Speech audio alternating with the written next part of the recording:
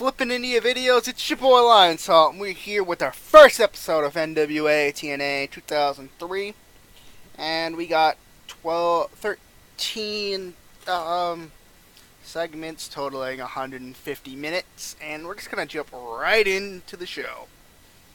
And in a 38D minus, the show starts out with Vince Russo in the ring and says, Jeff Jarrett, I've come to inform you that tonight in the main event, you're going one-on-one with BG James, bro, for that NWA World's Heavyweight Championship you hold near and dear, bro. That's not all. Tonight, we make an offer to someone that they can't refuse to join Sports Entertainment Extreme, bro.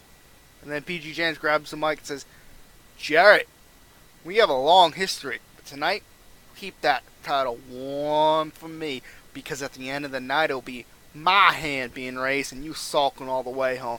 Oh, you didn't know? So it's a good way to start off. David Flair is getting better. Daniels is getting better. Yeah, there was a stable in TNA in the beginning, led by Vince Russo, called Sex. So, and then in a 46D and a decent belt that had decent wrestling but didn't have much heat, Kid Cash defeats Amazing Red in 9-19 by pinfall with the Moneymaker. Cash is improving in performance, and Red's improving in performance in Rumble. And then in a 43D, backstage you see a confrontation between David Flair and Curt Hennig, where David Flair ends up challenging Hennig to a match. And Hennig's like, nah, son, you haven't done nothing to face me. How about you step yourself up before? And then Flair sounds like, yeah, you know, if I was you, I wouldn't want to lose to another Flair. And that's when Hennig says, you know what, son, you're on. See you in that ring. And then in a belt that have subpar wrestling, Little Heat, AMW defeat Triple X in 16-13 when Storm defeats Derek Skipper by pinfall with a death sentence. So, Skipper was off his game, nothing lifted. Daniels had a 49, Derek Skipper had a 34, Storm had a 40, and Chris Harris had a 31. And then we get a lot of improvements. See, this is why I like this. Harris in Rumble and performance, Storm Rumble technical performance, Skipper Rumble technical performance. And then Harris and Storm call out the Disciples in the New Church, the NWA World Tag Team Champions, for his title shot, and they're like, nah. Then we just got a decent match, 46C, where Ron Killings defeats Ace Steel in 9.5 minutes by pinfall with consequences. Ace Steel and Ron Killings both better in performance.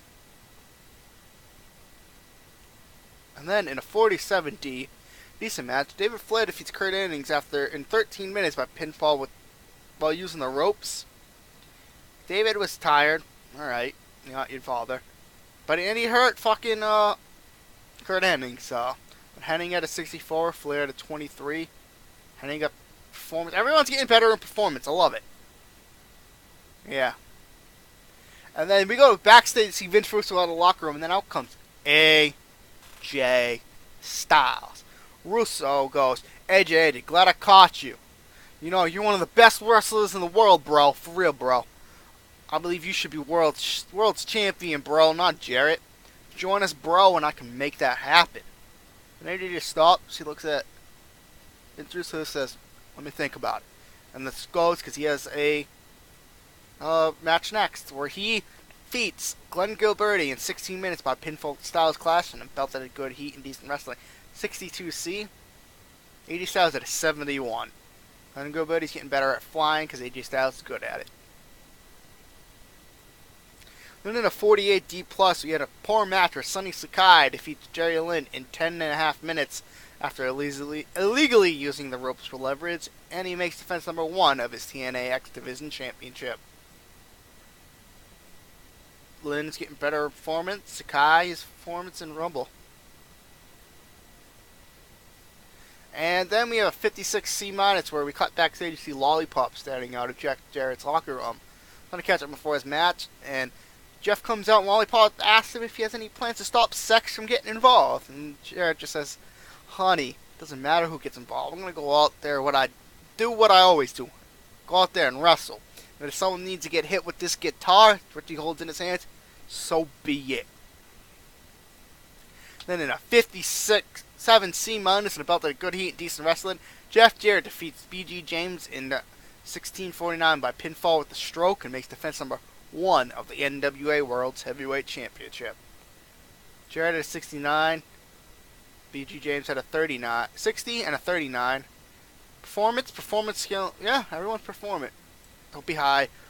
See, in these matches, they always get fucking high and shit, so good thing he wasn't. But after the match, Sex comes down and all swarmed. Ring start beating down Jarrett and everything, including Vince Russo. Vince Russo goes to hit Jeff Jarrett with his own guitar when AJ Styles flies down, stops, and gets in his face like, yo, grabs the guitar and is like, let me do it.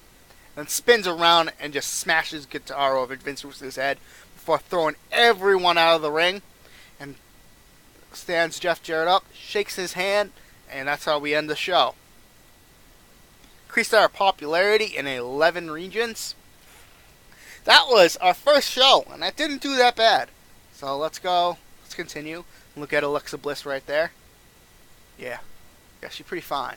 But yeah, that was a good show. We're only regional, so if you're going to be used to like high-end 90s, 80s, even 70s, if we get a 70, you'll be surprised. But what are they saying about us? Went down really well. So, I want you guys to like, comment, subscribe. I'll see you guys in episode 2. Peace.